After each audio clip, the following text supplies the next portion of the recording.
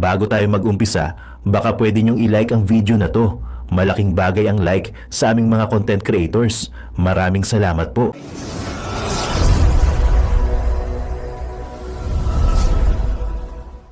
Marcos, aside you not being loved by the people, all you have is the government's resources and your term. Beyond that, you are nothing.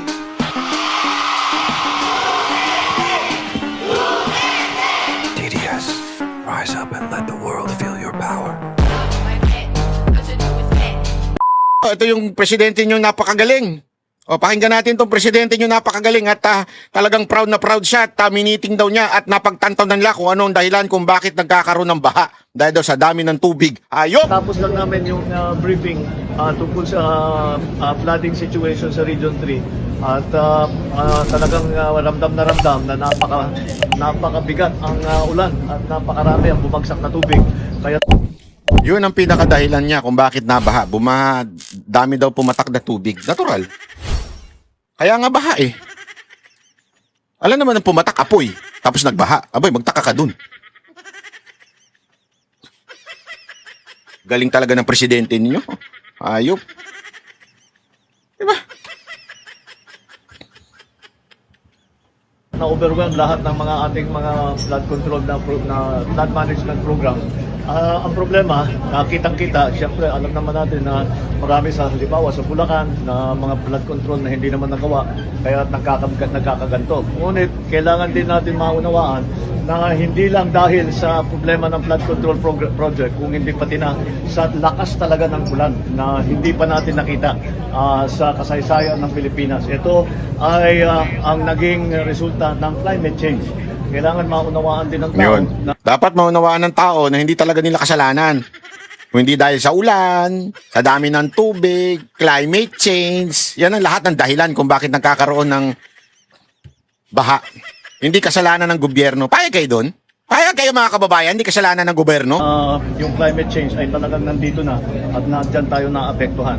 Hindi pala at tayo yung gumawa, nakapag-desisyon tayo tungkol sa mga immediate measures na kailangan gawin in the immediate term, in the medium term and in the long term. In the immediate term, syempre, ayusin natin yung mga nasira at babalikan natin lahat ng mga nasira. Yun ang pinaka-immediate na kailangan gawin, madalian para matapos ulit. Ang problema din dyan ay hindi pa tayo nakakasiguro kung titigil na yung ulan. Dahil kailangan natin, halimbawa may mga lugar may tubig pa, hindi pa natin ma-assess kung ano yung damage dahil may tubig pa, may binabaha pa. Kailangan natin Grabe, no? yan. Pangalawa, Kawawa talaga bayan natin, pag ganito presidente natin, hayop talaga. Tiis na tayo, tiis pa tayo, 2 years pa. binabantayan natin ang panahon kasi kahit yung mga nasira, pag aayusin natin ngayon, kag bumalik na naman yan at masisira ulit yung bagong gawa, kaya napakasayang naman ang ating gagawin. Kaya So, dahil nga may baha pa ngayon, so wag munang gawin. Antayin muna natin mawala yung baha. So, naging flood control pa yan. Talagang, so, antayin na naman natin umulan muna. So, mga taga-Bulacan, lalong-lalo na kayo mga taga-Bulacan, sabi ng presidente nyo, antayin muna natin mawala yung baha dyan bago ayusin yan. Grabe, no? Ang lupit nyo, ang lupit. Ang lupit nitong presidente to. Hindi ko kinaya yung powers nito. Aasa tayo dito? Antayin muna natin yung baha mawala para makapagtrabaho. Medyo kailangan natin alalayan at bantayan na mabuti na maging effective kung ano man yung gagawin natin ay magiging matibay at hindi mawawala at hindi masisira sa susunod na baha. Kaya lahat ito ay aming napag-usapan at napagplanuhan at immediately there is a project for Sabo River Dams na 5 kaagad sa Nueva Ecija dahil ito yung kumukuha nun sa tubig sa taas. Sierra Madre na yung pinagkukuha na ng tubig. At yan ay makakatulong para bawasan ang bilis ng pagbaba ng tubig, mabawasan ang siltation at makakapag-ipon pa tayo ng tubig para gamitin for household use, industrial, for irrigation sa agrikultura. Marami pa tayong mga iba't ibang mga gagawin. Isang long-term plan ay gumawa ng dike na kalsada mula sa malayo yung aming tinitingnan hanggang Pilar sa Bataan. And this is the long-term plan. Sa kasalukuyan, pinag-aaralan ngayon natin, that is about 100 kilometers. Kaya medyo Grabe, wala talagang pag-asa tayo dito sa presidente na to. Tingnan niyo to ha. Tingnan niyo yung mga kababayan natin ha, na bago tayo pumunta dito sa walang kakwenta-kwentang impeachment. Tingnan natin ito ha. Grabe ho dito eh. Alam mo, ewan ko. Naaawa ko eh. Naawa talaga ako sa ito. Oh. This is the flood control project done in the city of Manila 2022, 2023, 2024, and 2025, amounting to more or less 14 billion done in Manila. So most of it finished already.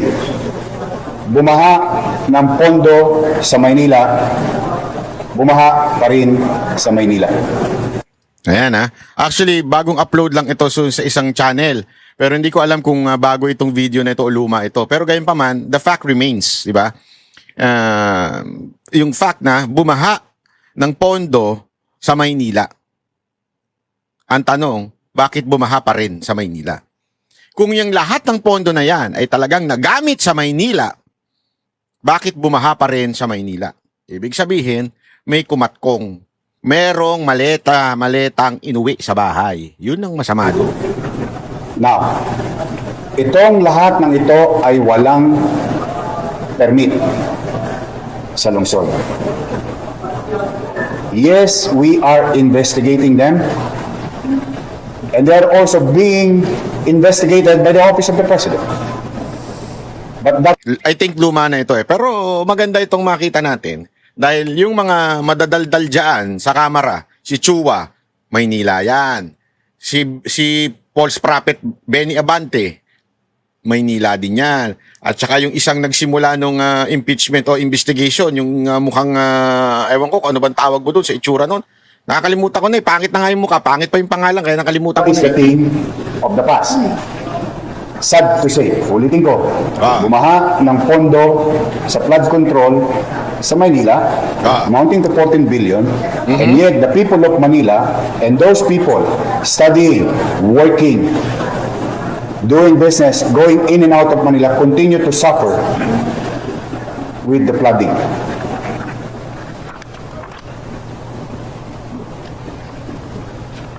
Gusto niyo malaman per district?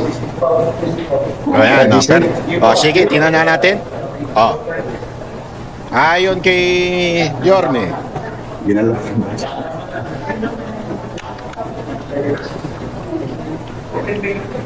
District 1, District 3.4 1. billion. District 2, 2 billion and 59 million. District 3, 4.2 billion. Yan, District yan. Yan, District 3. Wait ilagay na nga natin. Sino congressman ng mga distrito sa Maynila? Last 19th Congress. Kasi 20th kaya yun eh. Okay? Ito. Wait lang, chutomate. Tagal mag-isip nito ni ChatGPT. Ayun. Ito. District 1, District 1. Si Congressman Manuel Luis Manny Lopez. 3.4 billion. 3.4 billion. Asa na yon? District 2, District 2. Si Rolando Roland Valeriano. Yun, yung malit yun. Yun yan. Yan siya sabi kong yung pinagkaitan ng muka. Magkano sa 2 kanya? billion and 59 million. 2 billion and 59 million. Grabe. Asa na yan? District 3, District 3. Favorite ninyo si Chihuahua. Si Joel Chua. 4.2 billion. 4.2. Ang laki. Siya number 1. Siya ang pinakamalaki. District 4, District 1.3 4. 1.3. billion. Si Maceda yan. Edward Maceda. District 5, District 5. 1.1 billion. Irwin Ting. Yan yung mga hindi nagsasalita kaya 1 point lang eh. Di ba? Billion to pinag-uusapan natin dito, hindi milyon, billion. District 6. Sige nga. District 6, Magkano? 2 billion and 60 million. 2 billion. So ang pinakamataas at kaya pinakamaingay ay si Joel Chua dahil siya ang pinakamalaki. Alam nyo na. Hindi ako nagsabi si Yorme nagsabi, hindi ako. Total of 14 billion 313 14 billion, 313 million million. 132,309 pesos and 12 centavos. Yan, mga taga Maynila. Ito, sasabihin ko sa inyo, makinig kayo, masakit ito, pero tanggapin nyo. You deserve na babaha. Bakit? Binoto niyo yung mga congressman na yan eh. Kung bumoto sana kayo na maayos-ayos na congressman, sigurado maaayos yan. Pinaulit nyo pa ito mga hindot na to eh. So kung binaha kayo, huwag nyo sisihin ang sino man. Sisihin ninyo, sarili ninyo, binoto nyo yung mga lintik na congressman na to. Hindi ko alam, binoto ninyo sabi naman ng iba, hindi naman namin binoto, banat bay, dinaya lang talaga. Kinalikot lang ni paring George.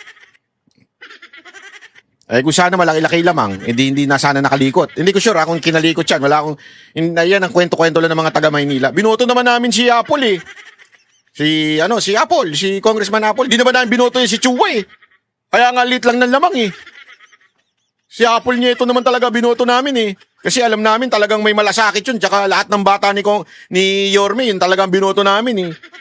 Tinan mo nga, nanalo nga yung binoto namin laban ni Abante. Pinapanalo pa rin nila si Abante. Kaya banat bay, wag mo naman kami sisihin. Sisihin mo yung Comelec. Sabagay, kasi ayoko na magsalita kasi baka sabihin ng iba, bitter tayo, pero grabe, alam mo yung survey dyan sa District 3? Number 1 lagi yan si Apple Chua eh. At saka number 3 and 4 lagi yan si Mocha sa councilor. Tapos inendorso pa ng Iglesia ni Cristo. Saan ka pa? Sure shot na yun eh. For ilan weeks sunod-sunod. Number 1 si Apple niya ito na survey. May survey dyan, mga internal survey. Tapos si Mocha 3 and 4. Biglang lumabas number, 7 ata. Napakakatarantaduhan eh. Alam mo yun? Pero ako, sa akin, ganyan talaga. Ano gagawin natin? Kung hawak talaga ng Comelec yung eleksyon, sabagay, hawak naman talaga sila yung eleksyon, kaya nga Comelec eh. Pero alam mo, sana sa susunod, ewan ko hindi naman tayo nagagalit yan sa si Mocha, wala nang balakatan tumakbo yan eh. Kasi, ewan ko kasi para sa kanya, magbenta na lang daw siya ng kape, at least, kasi maprinsipyo yan si Mocha. Maniwala kayo, sobrang prinsipyo niyan. Sa sobrang prinsipyo niyan, pumasok ng administrasyon ni Duterte, na meron siyang, na may pera siyang 1 milyon. Paglabas niya ng opisina, negative 500,000 ang salin niya, pambira, oo. Hindi man lang nagnakaw ng papel o printer. Biro na. Napakaanis sa tao niya kasi alam mo naman yan, may antindi ng takot niya sa Diyos eh. Talagang kaya hindi mo napakaano yan, pag sinabi mo wag mo na sabihin to, hindi pwede, kailangan sabihin. Ano tayo magawa? Ganyan talaga eh. Ang sabi nga nila, hindi naman ang Pilipinas, pag ikaw naging tapat, pag ikaw naging honest, talagang sa kangkungan ka pupulutin. Kailangan kasi marunong kang dito sa Pilipinas, kailangan marunong kang maging politiko, mandarambong, para meron kang pamimigay eh. Oo. Yun naman talaga ang totoo eh. Para may pera kay pamigay sa tao, at alam mo naman yung tao, minsan pag walang ayuda, di ka boboto. Para manalo ka, talagang kailangan mong pera. Ayaw niya magnakaw eh. Ayaw niya talagang napakatapat niya. At saka yung mga karamihan dyan, lalo na din yung mga namit ko na kandidato ni Yorme, ang mga congressman na mga tapat, naku po, napakaraming tapat dyan. Sayang, hindi nyo binoto. Sana naman sa susunod, kung sino man tumakbong congressman dyan, tumakbo kaya akong congressman dyan. Di ba? Hindi para manalo, pag mumurahin ko lang yung mga congressman na kalaban. Ayoko kasing manalo eh, sa totoo lang Hindi naman ako kapanapanalo. Pero ayoko kasing manalo. Kasi pag nanalo ko, pakikialaman nyo pa yung buhay ko. Ayoko nga mag-asawa kasi ayokong pinapakialaman ng buhay ko eh. Yan ang totoo. Kaya ayoko mag-asawa, ayoko mag-jowa, ayoko nang pinakikialaman ng buhay ko. Lalo na pag magpolitiko. Hindi, meron mga nagsasabi sa akin, tumakbo ka na kasi politiko. Bakit? Ano kayo, hilo? Tatakbo ko, tapos pag magpupunta ako ng club, sasabihin nyo, pera ng taong bayan niyang nilulustay mo. Ayoko ng ganun. Di ba? I mean, may sapat naman akong negosyo, may sapat naman akong pangkain. Tapos sasabihin pa nila, nilulustay mo yung pera ng taong bayan. Wag na, utot nyo. Pero gusto ko lang tumakbo para makasama lang ako sa kampe, tapos pag mumurahin ko na yung mga congressman na kalaban. Gusto ko yun eh. Kaya lang, syempre, mas susuportahan natin si Apple niya ito eh. Kasi, Apple niya ito Ngayon pala, kinakampanya na kita. Hindi, kasi mabait na tao yan. Ganon ni Mocha, napakabait na tao niyan. So, iboto niya yan sa District 3 Hoy, wala sila sinabi sa akin ha. Gusto ko lang sabihin. Kasi ako, pag ako meron ako nakikitang mabait, meron ako nakikitang maayos, matino, may leadership factor, talagang i-endorse ko talaga eh. Si Robin, nakita ko yung mga video niya. Alam mo, eto, gusto ko lang magkomento dito kay Robin. Eto, sobrang, gusto ko lang magkomento sa kanya. Tama yung sinabi niya dun. Hindi ko lang ma-play dito kasi dinaglag. Huwag niyo kalagyan ng song, magka-copyright ako, sayang, di ko ma-play. Ang ganda nun sa kanyang sinabi, dun sa kanyang, ewan ko kung anong tawag dun, rally of support ba, something like that. Na nakakasawa na talaga mga politiko sa Pilipinas. Dapat talaga mamamayan na nagpapaandar ng bayan natin eh. Which is supposed to be that way. Kasi nga, di ba the Constitution says, the power emanates from the people. Hindi na ngayon ganun eh. At ako, sa totoo lang, nasusuka na ako sa mga politiko eh. Kaya ako hindi ko mahilig sa mga gather-gathering. Ang dami dyan, maayos yung mga Duterte, tapos didikitan ng mga trapo, naalbalbaran ako, sa totoo lang, naaabalbaran ako. Oo, walang biro. Eto, sinasabi ko ito kay Mayor Baste. Pagka nagkikita kami, pagka nagkakaroon kami ng counting fellowship, talagang sinasabi ko sa kanya, naalbalbaran ako sa mga tumatabi sa'yo, Mayor. Eto si ganito, putangin na yan. Huwag ka maniwala dyan, bolero yan. Hindi, walang biro Kasi kahit hindi naman sa magalit, hindi naman magagalit si Basti sa akin. Pero parang obligado akong sabihin yun. Kahit hindi siya maniwala sa akin. Pero pag may kilala talaga akong alam kong ginagamit lang ang mga Duterte, talagang sasabihin ko sa kanya. Magalit na siya sa akin o maipala na siya sa akin. Pero pag meron talaga akong kilala na dikit ng dikit sa mga Duterte, pero alam kong ginagamit lang ang mga Duterte, abay, sinasabi ko talaga sa kanila yun. Kahit nung panahon pa ni Pangulong Duterte, kapal nga ng mukha ko eh. Kasi alam mo yon, parang sa akin, I do not need to please people. Honestly, I do not need to please people. And I don't like and I hate people pleaser. Bakit? Kasi I'm an independent person. Honestly, independent ako sa pananaw ko. If you hate me, walang pakialam. You hate me. If you like me, maybe you good. Pero if you hate me, hindi magbabago ang kaligayahan ko sa buhay. So, pag meron ako nalalaman talaga at gusto kong sasabihin ko dun sa mga taong, alam mo yun, may tiwala ako.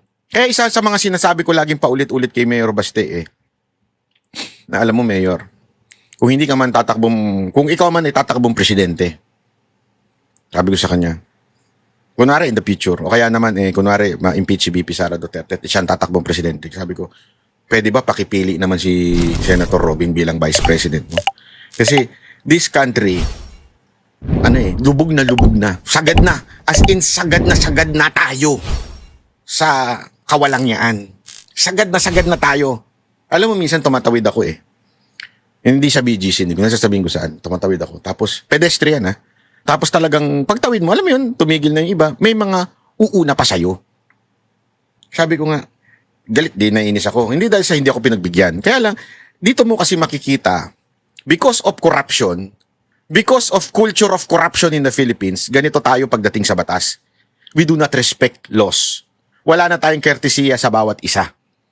Because, sigurado ako, binayaran lang niya yung entrance exam dyan entrance exam ba tawag doon? Yung drive exam dyan sa LTO, kaya hindi niya alam ang batas. Nakakalungkot. Maraming ganyan driver ngayon dahil, yung totoo, nilakad lang yung mga lisensya nila. Walang mga alam. Anong ibig ko sabihin? Ganito na tayo kalala sa Pilipinas. We do not respect laws. Alam niyo kung saan ko lang nakikita na that people respect laws? Somehow? Is sa Davao City. Ting pupunta ako doon, parang it's just a new place. Alam mo yun? It's just, bakit iba ang kultura nila dito? Parang gano'n. Nakakabuisit nga Minsan nakakabuisit lalo na pag pupunta ka ng club doon. Pagpunta mo ng club, pag patak ng alauna, bubuksan ng ilaw. Ano to? Yung mga tao senglat na, pero yung binuksan yung ilaw, parang Middle East naalala ko yung Middle East talaga Kasi nandun kami sa Qatar nung ganun Nagpa-party yung mga tao, tapos biglang pag eksaktong, kalimutan ko ng oras yun, 2:00, pag bukas ng ilaw, okay, uwi na tayo.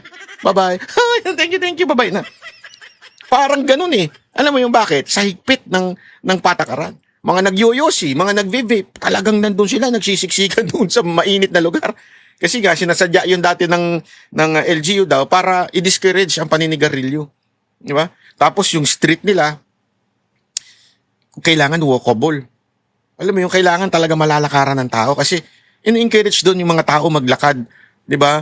Para yung health kasi alam mo, yung ganyang klaseng sistema, it also helped the government na hindi masyadong gumastos pagdating sa health system. Ganyan na nangyari. Kaya pansinin ninyo, di ba? Maraming research na ginagawa, documentary na about Japan, kung bakit sila payat. The only reason, lakad sila ng lakad. That's it. Aside from less processed food, pero hindi rin kasi ako naniniwala less processed food. Punta kay 7-Eleven, marami pa rin doon kahit papaano. Marami pa rin pagkain masasarap at sweets. Pero bakit minimal ang obese, minimal ang may sakit na matindi? Kasi nga, pagkakain, lakad na mahaba. And that's the number one na gamot pagdating sa sugar spikes. Pagkakain mo, kailangan maglakad ka ng 10 minutes.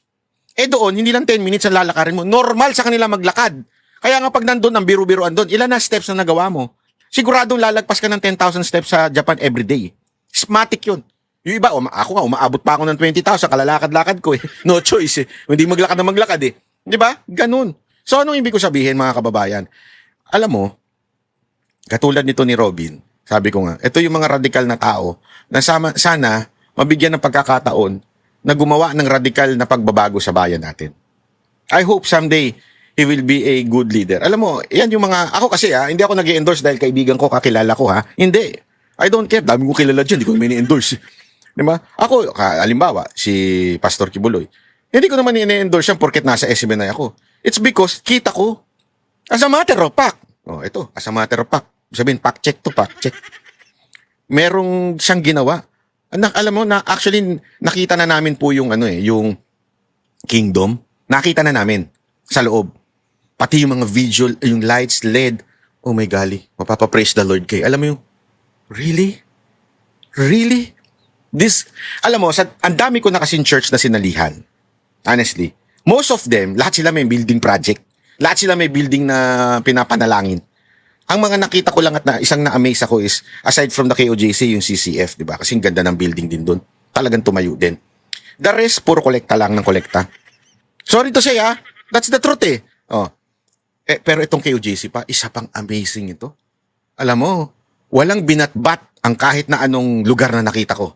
Pagdating sa ganda, majestic. Parang, alam mo yung sa Dubai? Ay, mga... Ako, nakaakyat na ako dun sa 7-star hotel sa Dubai eh. Pakalimutan ko ng pangalan nun. Yung pinakamataas. Nabigyan ako ng pagkakataon nun na isang parang Pilipino yung manager. Basta, panahon ng Mocha Girls to, may show kami dun. Nakilala niya, fan ng Mocha Girls. Sabi niya, alika, akyat ko kayo sa room, pakita ko sa inyo yung ganda ng 7-star hotel sa Tuktok. Sa Burj Al Arab yun. Pinakita niya, amazing. Ganda. Sobra. Sabi ko, grabe. Ito yung para talagang panghari yung kanilang hotel. Sabi ko, one day, mapipicturean kita. Kala mo, makakatulog dun eh. Hindi ka nga pwede mag-ano dun eh, mag-rent basta-basta. Kailangan talagang VIP ka eh. Pero alam mo, nung nakita ko yung kingdom, ganun ang itsura. As in, amazing. Sobrang, Pilipinas ba to? Pag ganun ka eh. Hindi ako nag-e-exad siya. May yan, alam ko, open for public yung yung opening ng kingdom eh. Sa September 1, kita-kita tayo dyan. Alam mo, sobrang ganda talaga. As in, paano nagawa ito ng isang taong tinatawag nilang kulto, including me noon? Honestly, di ko naman ikakaila eh. Yan din ang unang perception ko. Oo. Alam mo ngayon, na-realize ko, magkaiba in some minor doctrines ang KOJC at yung pinaniniwalaan ko. But it's minor. Ang importante dito, yung works, yung action. Kasi alam mo, as a Christian, supposedly, it's not for you to judge who's going to be saved or not. It's not for you to say that. As a matter of fact, there are a lot of instances in the scripture na may mga ganyang klaseng pananaw. Yung tulad nung nagdadasal, sabi niya, Lord, buti pa ako mabait, siya makasalanan. May mga ganun eh, na nagiging judgmental, pero nire-rebuke ng Lord. So, what do I say?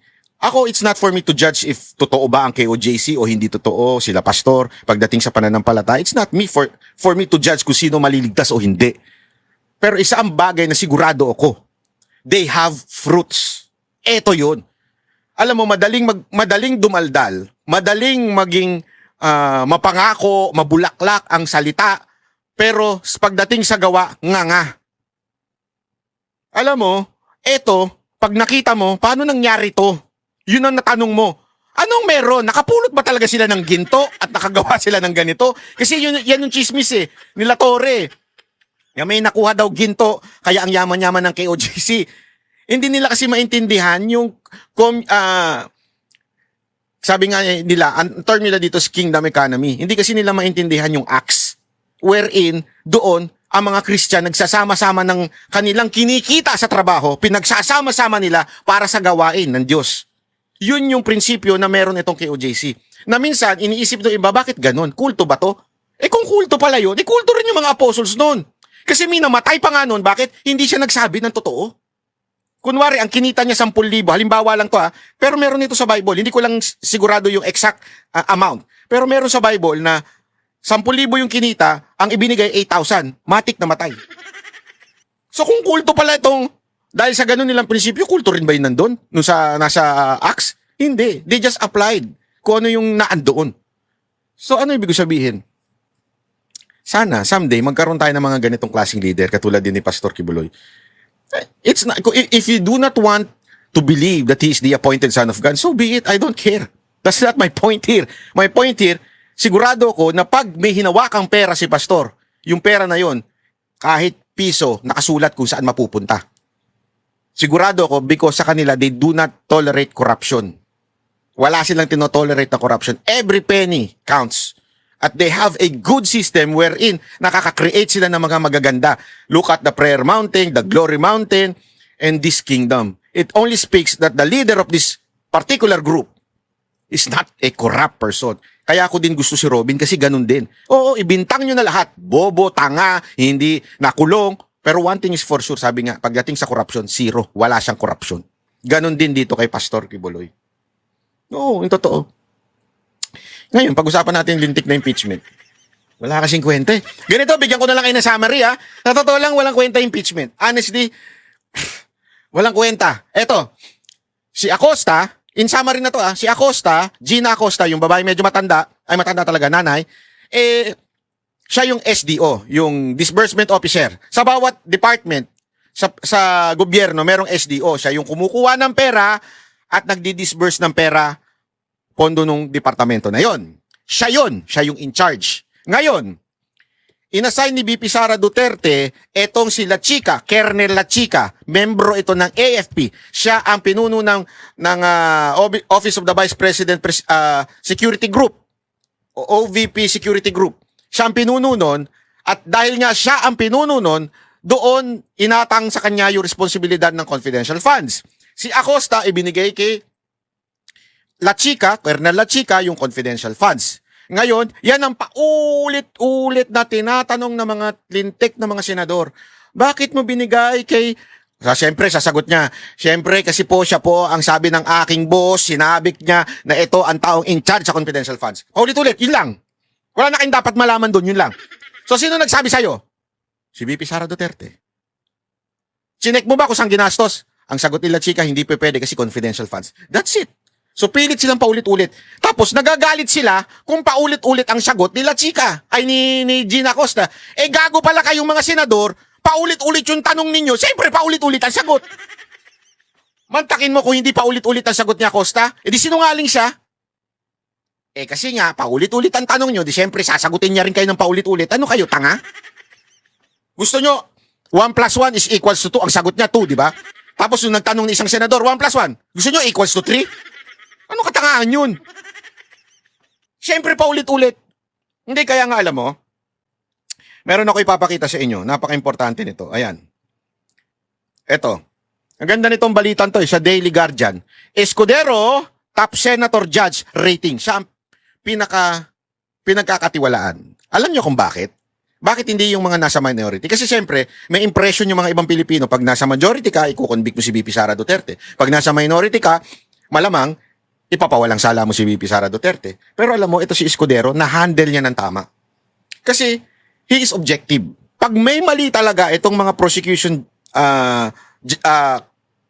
congressmen o mga private prosecutor, talagang pinupunan niya.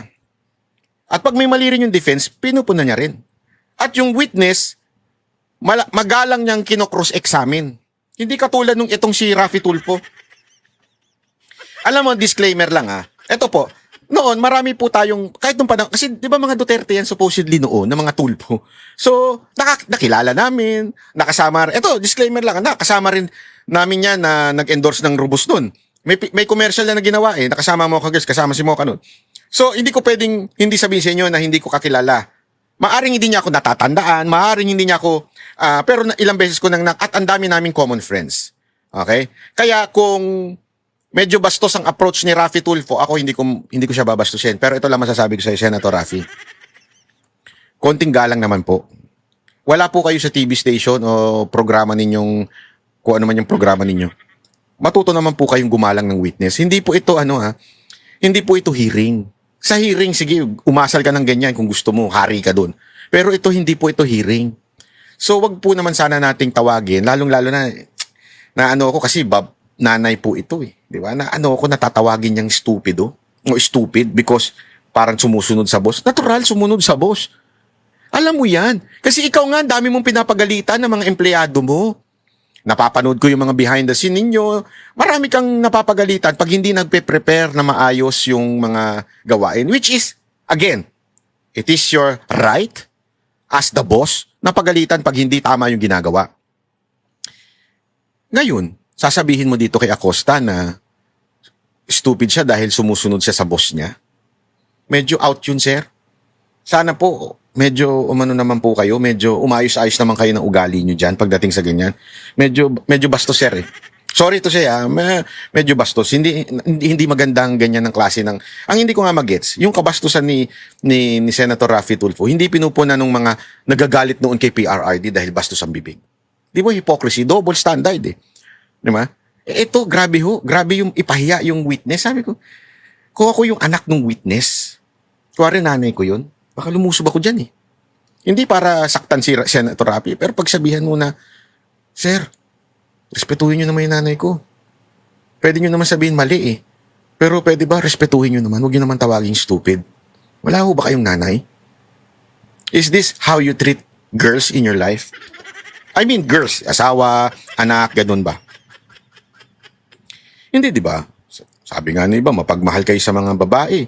Sana isama nyo naman sa mapagmahal kayo dito sa mga ganitong babae, sa mga nanay.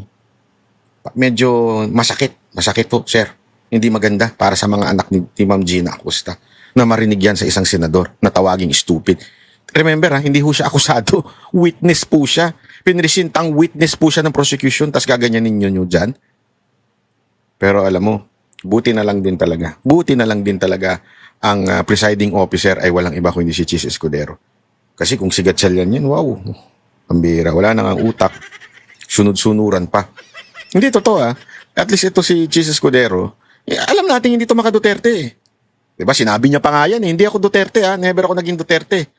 Totoo naman, that's true. Pero objective siya pagdating sa mga desisyon bilang presiding officer at saka bilang may hawak dyan sa impeachment na yan, ay hindi siya kumikiling doon sa, kahit nasa majority siya, hindi siya kumikiling. Basta kung ano yung nakita niyang tama, yun tama ang sundin. Kaya nga, hindi niyo ba napansin, ang dami niya nasuplak sa prosecution? Tarantado rin naman kasi itong prosecution kung ano ginagamit na salita na hindi dapat gamitin bilang taga-usig. Hindi yun niya dapat ginagamit yun, pero ilang beses sinabi ni Senator Chis na strike it from the record. Kasi bastos din talaga itong prosecution, lalo na yung naka-makeup dyan, yung naka-lipstick. Ewan ko ba? Sir, yung abogado naka-lipstick dyan, mag-out ka na nga kasi yung katarayan mo, halatang halata. Amoy na amoy namin dyan Yung mga ganyang katarayan. Hindi, wala namang masamang maging bakla. Basta importante, wag kang baklang kanal. Pangalawa, wag mo na itago. Nakaka-irrita yung tinatago pa Oh, anyway. Eto. At saka, tinan nyo, nakalagay dyan, 49% would acquit VP Sara Duterte. Palakpakan. Hindi, kasi alam mo, sa totoo lang, tanga ka naman talaga pagka hindi mo inakwit yan si VP Sara Duterte. Napaka-obvious naman na, bakit nawala yung mic? Hello? Bakit? Hello, check. Ayun. Kanina ba na-mute? Wait. Check. wait. Hello. Okay. Namimute pala. Okay, ayun lang. Maraming salamat po. Palakpakan. Magkita-kita ulit tayo sa susunod nating video Mabuhay po ang bayang Pilipinas. Huwag po kayo magsasawa. Ipanalangin po natin pa paulit-ulit ang ating bansang Pilipinas. Meron pag-asa yan. Tandaan ninyo. Lahat ng bagay ay meron dahilan kung bakit nangyayari. At yan po ay basta lagi lang tayong tumingin sa taas. Salamat po. Ama naming Diyos na makapangyarihan sa lahat, salamat po sa iyong pagmamahal na hindi nagmamaliw. Sa gitna ng kaguluhan sa aming bansa, turuan niyo po kaming magtiwala sa iyong hustisya at hindi sa hustisya ng tao. Linisin niyo po ang aming mga puso at ituro niyo po ang tamang daan ng katotohanan at pag-ibig. Tulungan niyo po kaming maging ilaw sa gitna ng dilim at ipakita sa mundo na may pag-asa pa sa pangalan ng aming Panginoon Hesus. Salamat po sa pag-ibig po ninyo at salamat sa pagdinig ng aming mga panalangin at iligtas niyo po kami. Sa pangalawa po niyong pagparito at patawarin po kami sa lahat ng aming mga pagkukulang at pagkakasala sapagkat ito po ang aming samutiling sa matamis na pangalan ng aming Panginoon Hesus. Amen. Sa lumang silid, mag-isa kang tahimik. Walang kamera, palakpak ay wala na. Ngunit sa bawat pader ng bayang iniwan mo, may pangalan mong di na mabubura.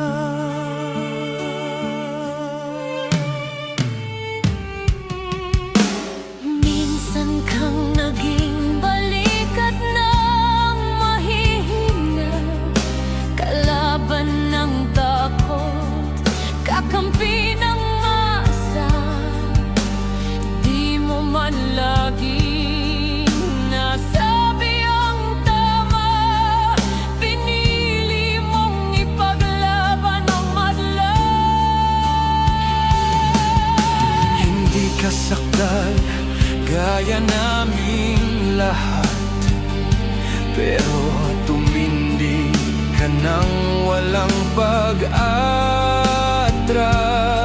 At ngayong pagod ka na, tatay, kami naman ang sasalo ng bawat bigat. Hanggang sa dulo, ikaw ay mahal. Kahit papagod na ang iyong katawan. Tatay, salamat sa iyong paglaban. Ngayon, kami naman Hanggang sa dulo, di ka namin iiwan. Ang kwento mo'y dala ng bayan.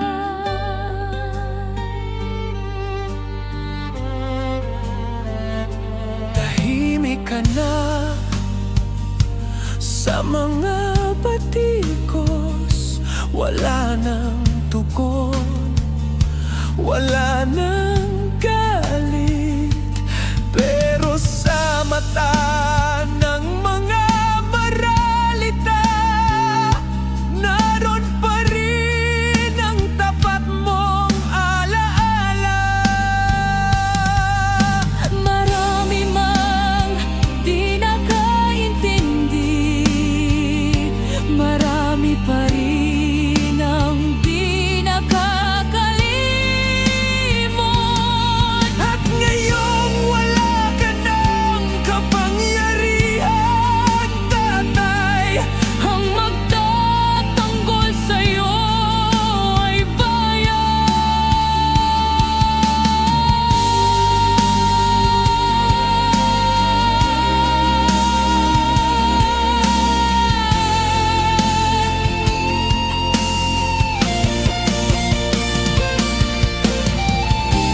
hindi ka nag-iisa.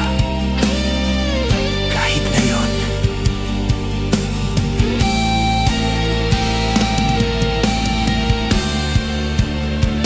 hanggang sa dulo, tangan ka pa rin. Sa puso ng batang minsan mong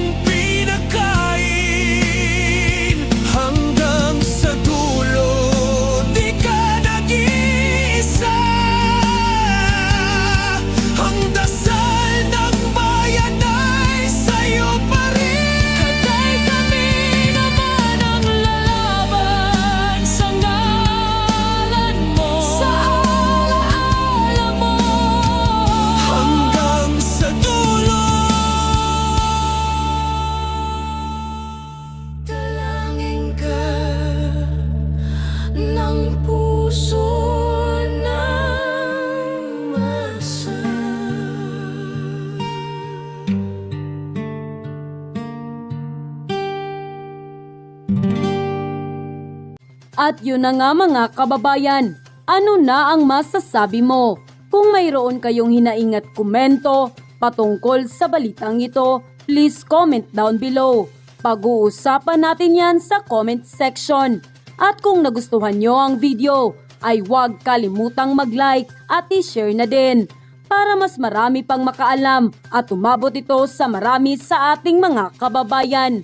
Maraming salamat po. Mabuti pa ang sardinas, may label. Eh tayo, wala. Oo nga pala. Nay, ito na yung bayad ko sa isa, ano? O, kunin mo yung isa. Isa muna, iyan, no? Tapos, isa pa, di ba? 4 dapat na sardinas, eh. O, yan. 3 na. Pang-4 na sardinas. Okay na.